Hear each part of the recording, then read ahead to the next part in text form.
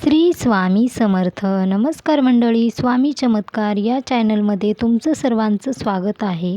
आज आपण पाहणार आहोत देवघरात एक तांब्या पाणी भरून ठेवल्याने काय घडते, त्या पाण्याचे काय करावे ते आपण पाहणार आहोत. जर तुम्ही एक तांब्या पाणी भरून देवघरात ठेवत नसाल तर आजपासून ठेवायला सुरू करा, कारण या पाण्याचे खूप चमत्कारी फायदे आहेत आणि जेणेकरून तुम्ही कुठंही न काही करता तुम्हाला या पाण्यातून भरपूर काही पॉझिटिव्ह गोष्टी करता येणार आहेत, किंवा तुमच्या जीवनामध्ये संकट, दुःख किंवा तुमचे काही कामं होत नसतील तरीही तुम्ही हे पाणी वापरून तुमच्या जीवनामध्ये आनंद घेऊ शकता. कारण हे पाणी पूर्ण तुम्ही जे काही मंत्र, स्तोत्र, पाठ, पूजा, जप करता हे पाणी खूप पॉझिटिव्ह झालेलं असतं.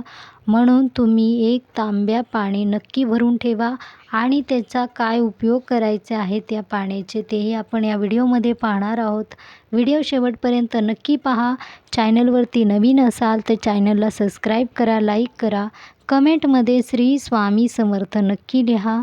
स्वामींचे नामस्मरण केल्याने तुमच्या मनातील सर्व काही चांगल्या इच्छा पूर्ण होतात आणि स्वामी महाराजांची कृपा तुमच्यावरती राहते. म्हणून श्री स्वामी समर्थ नक्की लिहा. तुम्ही देवघरात एक तांब्या पाणी भरून ठेवत असाल, तुम्ही हा तांब्या कशासाठी ठेवता तुम्हाला नक्कीच माहीत असेल किंवा नसेल. तुम्ही जेव्हा हा तांब्या ठेवता तेव्हा हा विचार करून ठेवता, तुम्ही कुठे पाहिलं असेल म्हणून ठेवत असाल, किंवा तुमच्या घरामध्ये, तुमच्या कुटुंबामध्ये पहिल्यापासून हा एक तांब्या पाणी भरून ठेवत असतील म्हणून ठेवत असाल. तर हा तांब्या पाणी भरून का ठेवावे?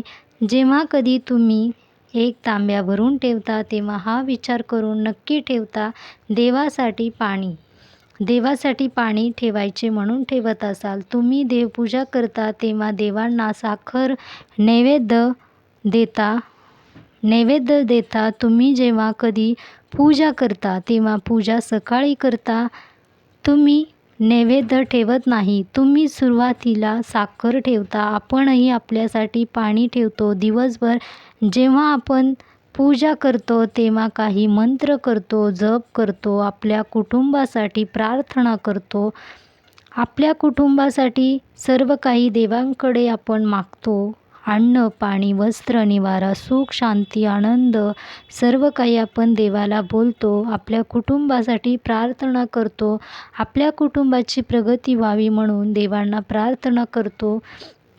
जे काही आपण देवांना बोलतो, जे मंत्र, जप, सेवा करतो ते सर्व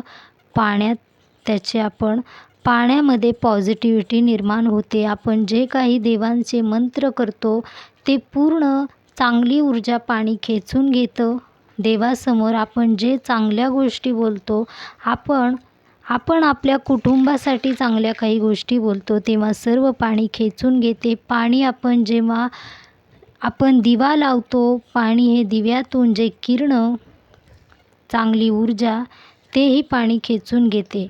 आपण एक तांब्या पाणी भरून ठेवतो तेव्हा हे पाणी कधीही फेकून देऊ नये, कारण आपण देवाची पूजा केलेली सर्व चांगली ऊर्जा पॉझिटिव्ह त्यामध्ये पोचलेली असते. म्हणून तुम्ही कधीही देवघरात एक तांब्या भरून नक्की ठेवा. पाण्याचे काय करावे?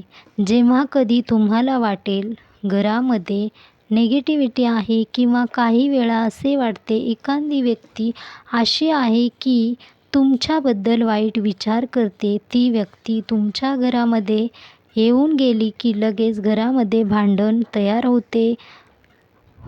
तुम्हाला अजिबात ती व्यक्ती आलेली आवडत नाही, पण तुम्हाला काहीही बोलता येत नाही. तेव्हा तुम्ही ती व्यक्ती घरातून बाहेर गेली की लगेच देवासमोर ठेवलेले पाणी घेऊन पूर्ण घरामध्ये शिंपडावे.